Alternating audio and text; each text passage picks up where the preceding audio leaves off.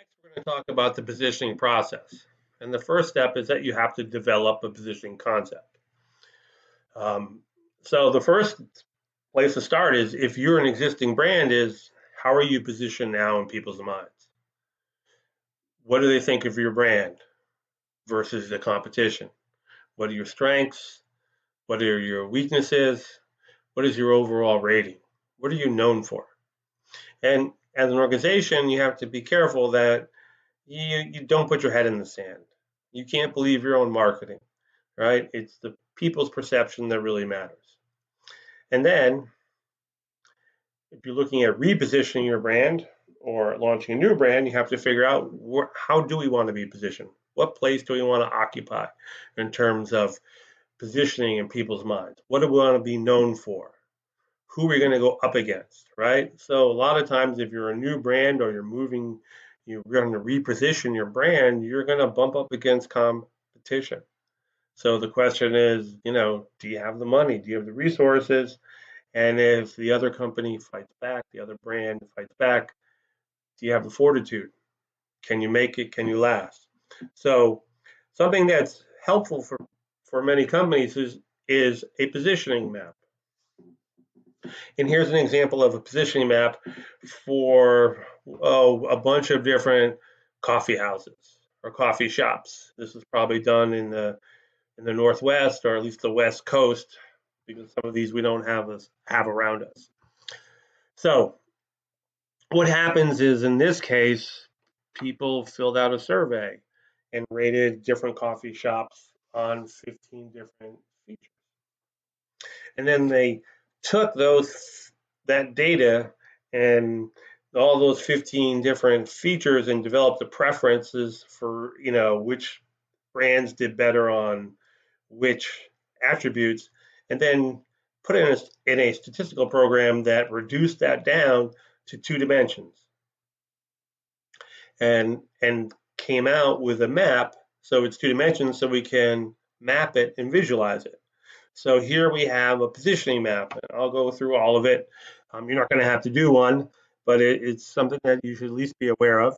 So we have 2 axes. So the horizontal axis, right? We've taken this 15 different attributes, boil them down to 2 kind of general ones that encompass all of that. So the horizontal axis has appealing environment and an unappealing environment, right? Good store atmosphere, nice place to be, unappealing environment, not very nice to be in, all right? And then we have a vertical axis. So at the top, you get more for less, right? So you get more benefits, not necessarily more coffee, but you get more good stuff, more service, whatever people are looking for less money.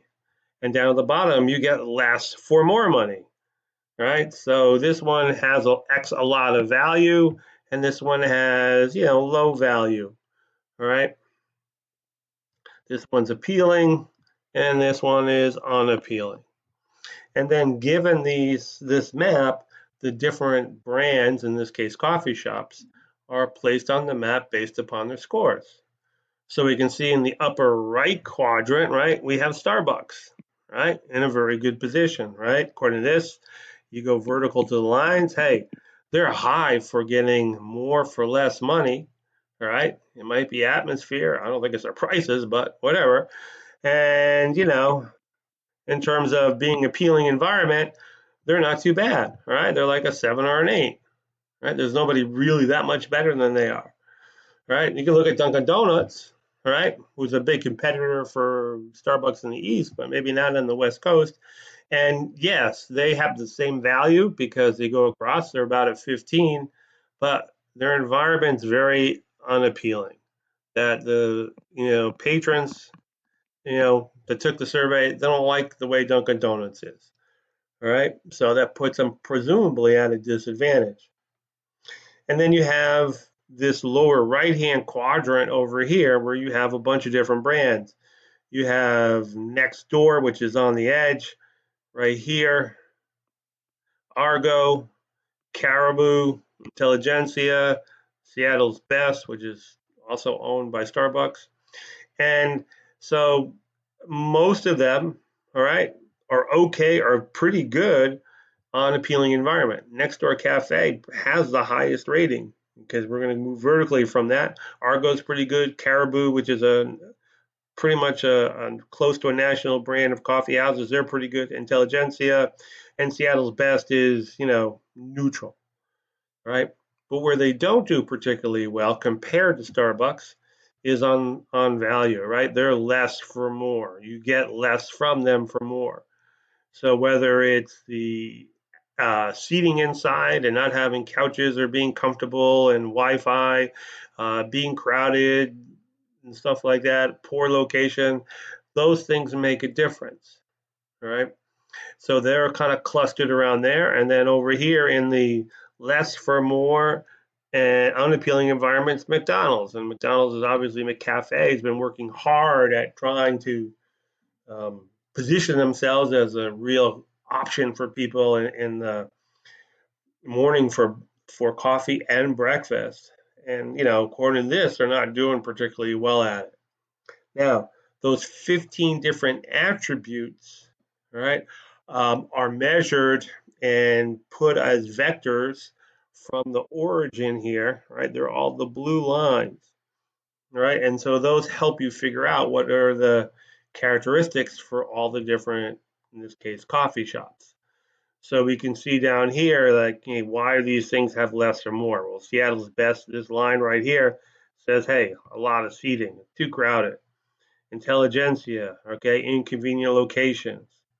All right, Caribou's not too bad, it's just not as good as Starbucks. Comfortable lighting, I mean.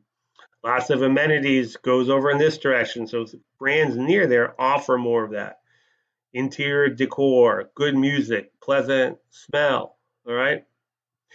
Good value is this one here, whatever that means, and that's the one close. Starbucks is close to that. And also a wide product variety. The higher it is, right? There you can get a lot of different foods and coffees at Starbucks. And the same thing for Dunkin' Donuts. And then you can see over here, McDonald's, they just have a bad image, right? That's this blue line here. All right, dirty, bad service, right? Okay, large amount of seating, that's what McDonald's gets. So this helps explain, and visually present to you, that's the best part of it, where these brands stand relative to each other in the eyes of consumers. And the last line is this green line here, right? And that represents people's overall preference. So all of those 15 attributes are used to create a line that best fits the different brands there. And that's people's preferences. So you can see that, in terms of um,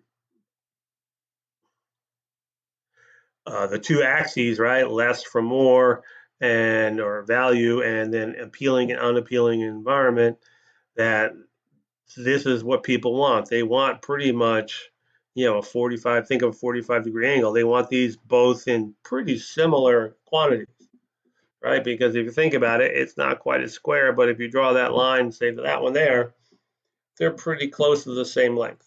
So people, trade off pretty equally value and appealing environment. They want both, right? They're positively related, but one is not a lot more important than another. Then, often you'll do with a positioning map is you'll run cluster analysis, right, based upon those locations and try to identify similar groups, all right? And so in this analysis here, we have 4 groups. So, and then the researchers, based upon the information that they have and their experience with the brands, kind of name them a lot of times. So we have Dunkin' Donuts in the upper left-hand corner here, and they're grab and go. You don't go to Dunkin' Donuts to sit down and eat, to talk, to work on your laptop, to socialize, and do all that kind of stuff, right? You have the low end down here, all right? So you don't get a lot, and it's not a very appealing environment. And this statistical program lumps Seattle Best with McDonald's. And then you have these ones here that have a comfortable atmosphere, but they charge more for it. They don't get as much, right? Whatever that really means, okay? but you get less for more. Maybe it's less variety, less food options. Maybe it's more expensive. Not really sure because I've been to a Caribou before, but not the other two. And then the other one up here is called the high end, right? That's where Starbucks lives, and the program put next door cafe there because probably it's above the more for less line and it's further along in the appealing environment than Starbucks. So then you can look at this and see the clusters. And so sometimes you can look at this and say, hey, you know what? Boy, there's a lot of space in here. There's nobody here. Maybe it makes sense, all right, to come out with a brand that does a good job in terms of appealing environment, all right, and doesn't have to be, quite as high end as Starbucks, and one should be able to do pretty well, all right. Or somebody like Argo or Caribou or Next Door Cafe may try to reposition themselves more up in these areas to make themselves more popular by imitating or beating Starbucks in some way.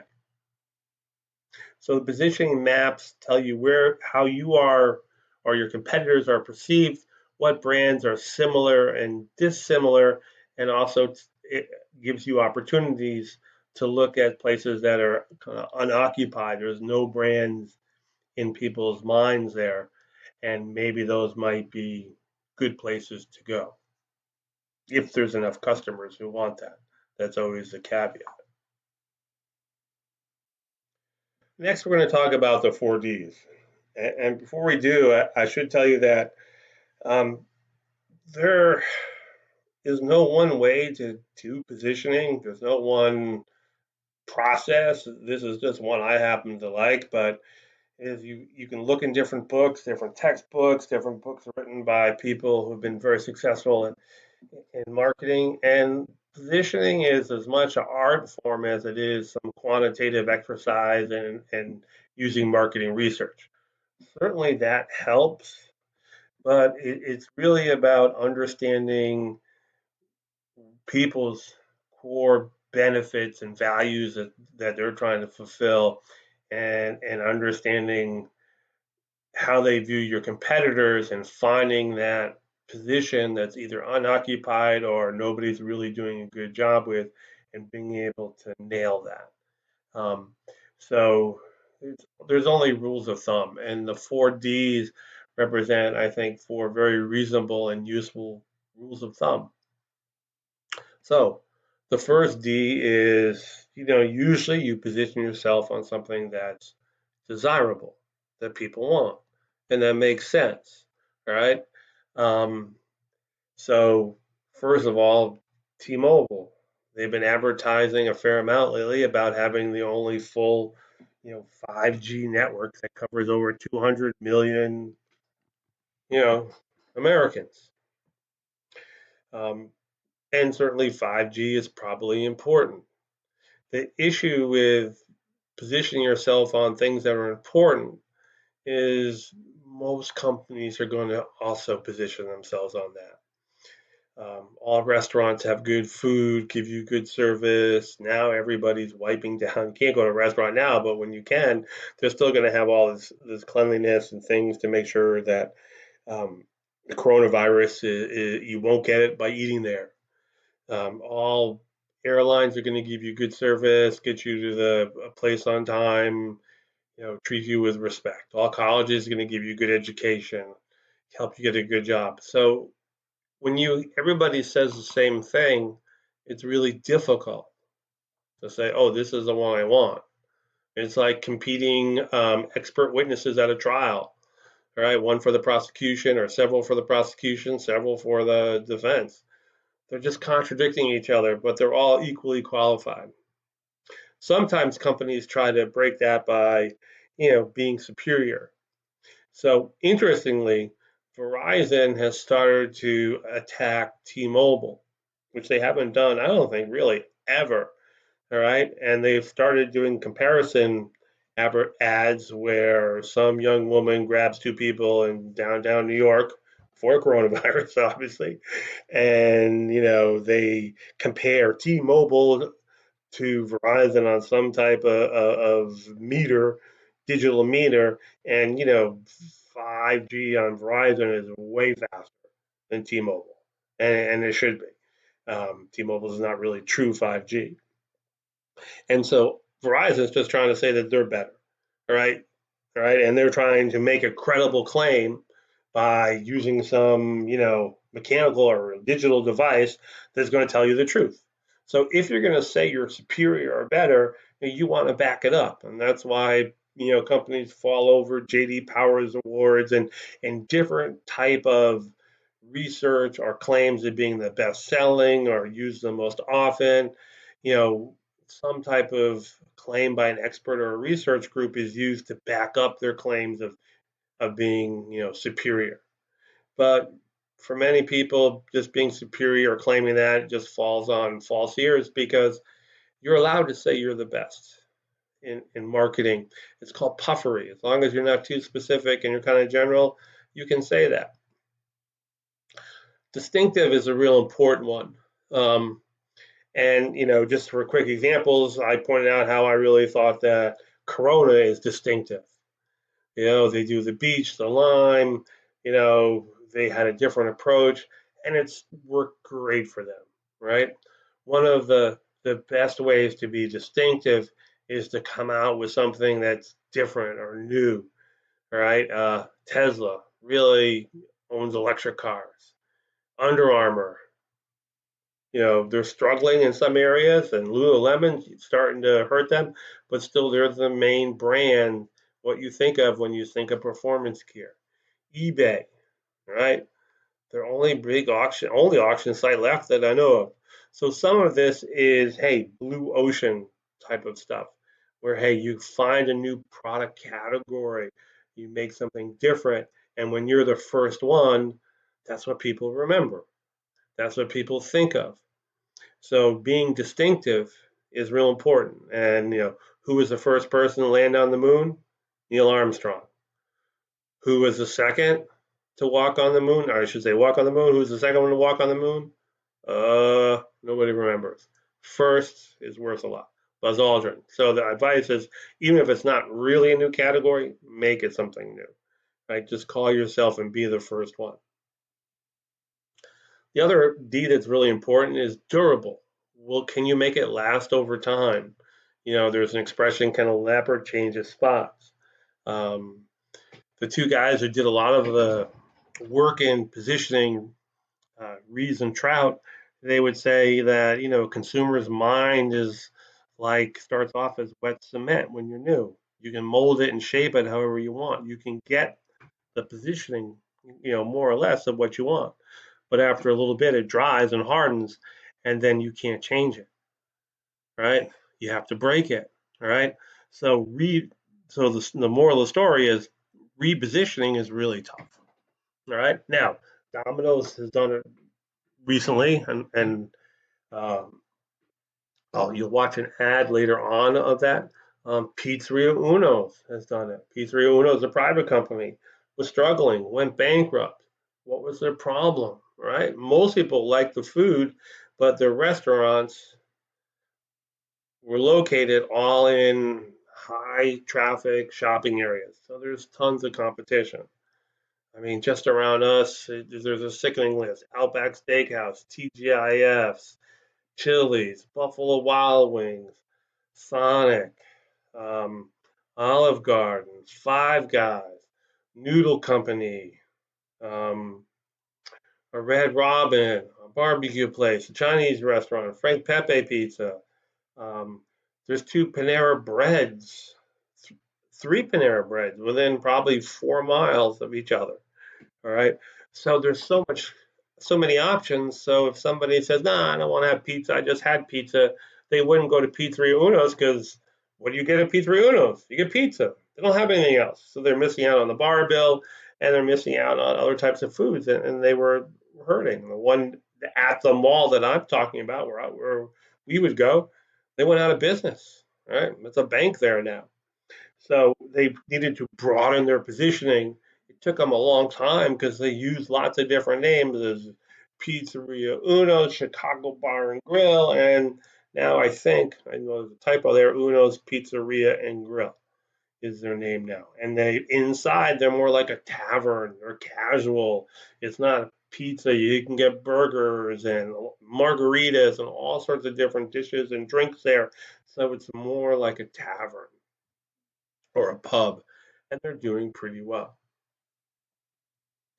And, and then probably the most important D is, it's fun in marketing to come up with neat ideas and ways to position your brand and say, hey, we can go over here or there, and nobody's over there. But you need to deliver on your promise, right? You need to deliver the product, right? And great marketing doesn't make up for a bad product. So you can't break your promise. Your positioning, your branding, that's a promise to the buyer, and you need to fulfill that. And Fiat, when Chrysler was really hurting, back when GM and Ford were hurting, they bought Chrysler, right? And it made sense for them. They got the Dodge line of trucks, which they've done a great job marketing.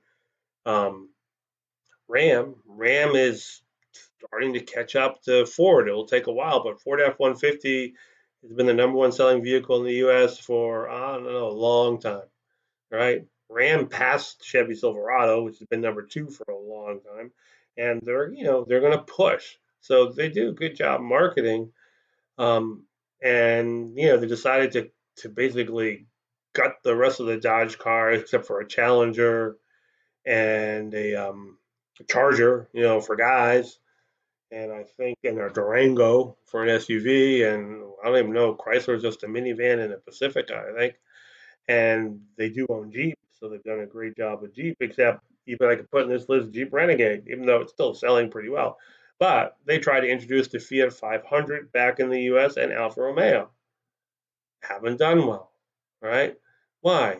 Great advertising, good marketing, right? Part of the problem was durability because they had Fiats in the U.S. before and they were terrible. But even younger people didn't buy. But who bought Fiats, they break, right? Italians great at design, right? Great at making things look nice, right? Not so great at reliability. Same thing with Alfa Romeo, which is kind of Italian light sports band, Ferrari light sports um, brand, and owned by Fiat. And a guy across the street owns one, right? I think he leased it. He was smart, but they're not doing particularly well. And matter of fact, they're no longer selling Fiats in the U.S. after about 5 or 6 years. So you have to be able to deliver on your promise, right? Smart car, enough said, right?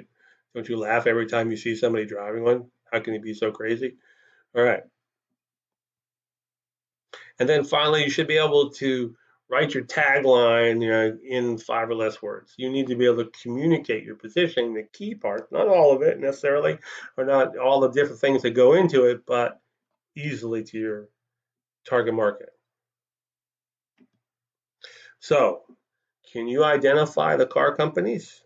Experience amazing. Who's that? The Ultimate Driving Machine. That should be a pretty easy one. The Best or Nothing. Precision Crafted Performance. And the last one is Empower the Drive. So right now, the number one selling luxury brand in the U.S. right now by a little bit is BMW, and that's the ultimate driving machine, right? And everything's being dominated by SUVs right now. So, but that's what they're known for. They varied from that a little bit, and it's heard of.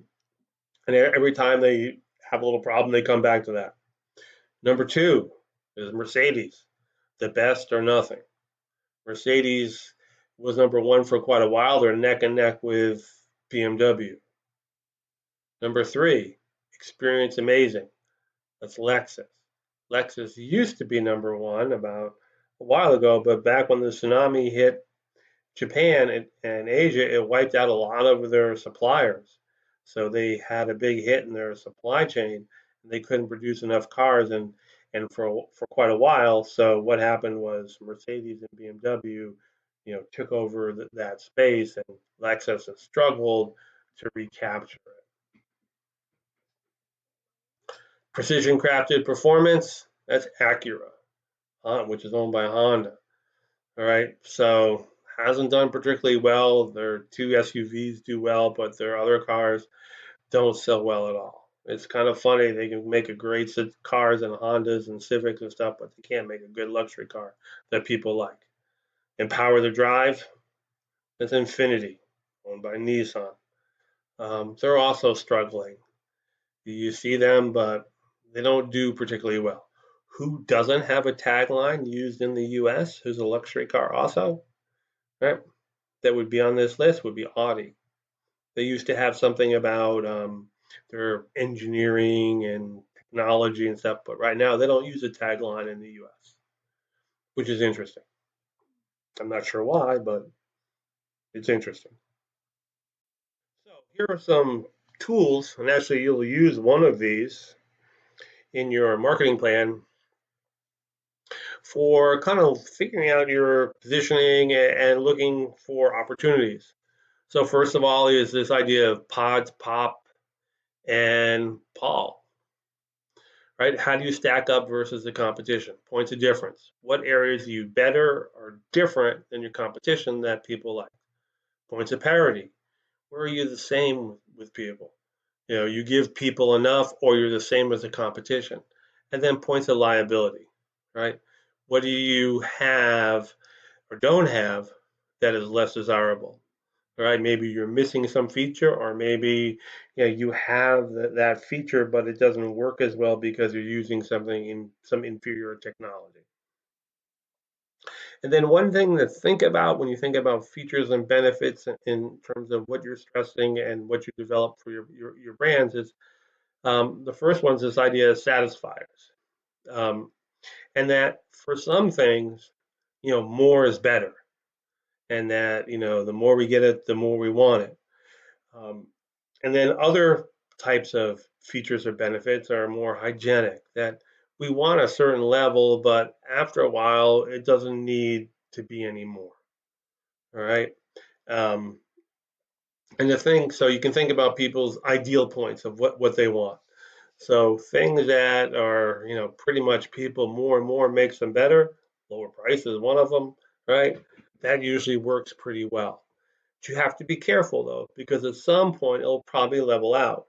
So if you like to drink, I like tea sometimes when I don't feel well, and I like sugar in it. And so for a while, the more sugar you put in, the better it tastes. But at some point, you get enough sugar where it doesn't matter, or it'll actually start to hurt the taste. So we've been talking about cars. So after a while, you want to have a fast car, but after a while, and that's fun, but after a while, there's a limit. Do you really need a car that can go 0 to 60 in 3 seconds?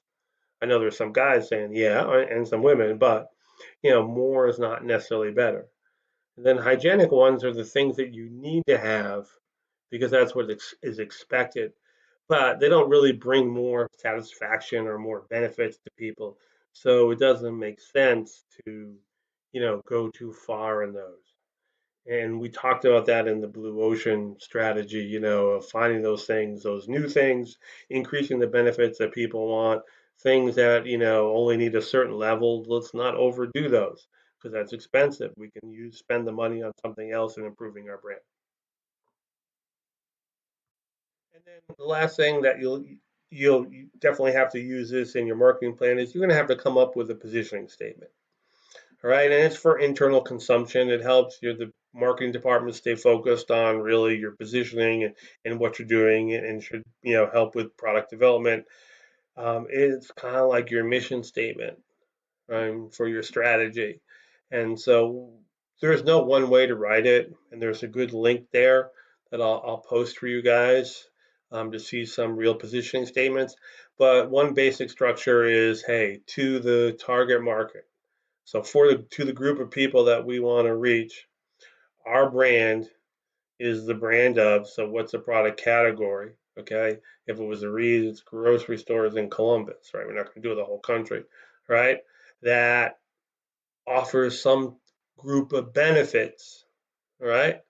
Because it has these features right? Things that we have that we do as a service and or that features that we have, right? And they provide those benefits. So if we were to concoct up one for Nike, you might say for the serious athlete, that's the target market. Nike is the brand of athletic equipment and apparel. So it's a fairly broad, encompasses several product categories, but that's basically what they make, right? What's the benefit? It's that lets you perform your best, right? Because now why? Because Nike products are made with the latest and best technology and design. So as you think about your communications, as you think about um, product design and what features and benefits that R&D should work on, you should make sure that it's consistent with your positioning statement. And again, use the link and I'll post it, make sure you have it in there to use it and go see some other positioning statements. So you'll have to create a positioning statement in your marketing plan. I would suggest you use that basic structure to make it nice and easy. And the shorter things are, okay, the harder it is to write and the more you have to think.